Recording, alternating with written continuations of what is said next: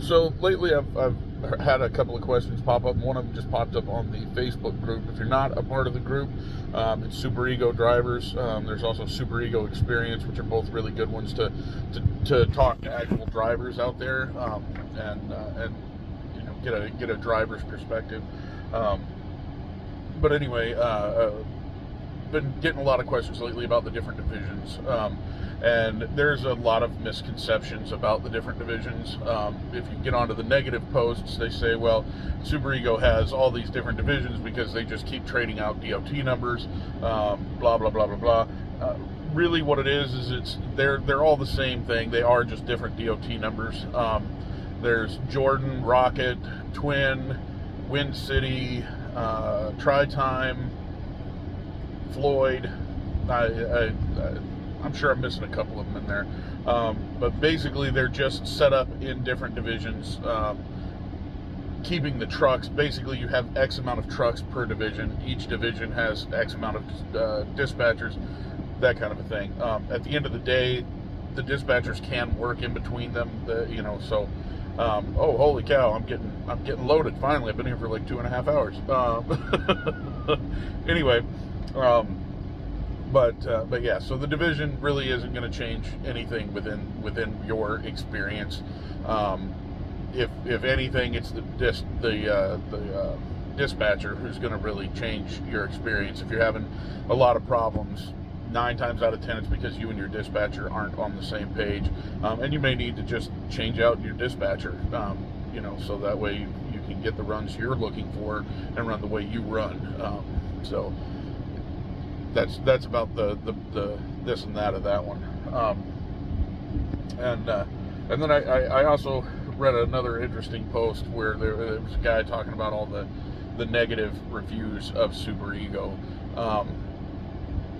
I have to say my personal experience of Super Ego has been started out bad and got better and better and better and better and better and better and better. They are constantly improving their methods. They're always adapting and trying to work with drivers to find out the best ways to do things.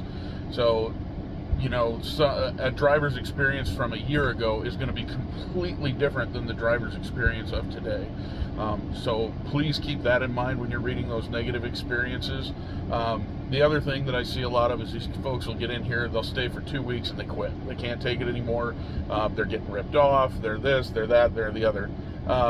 When you talk to the more experienced drivers that have been here for a while, the majority of us will say the same thing.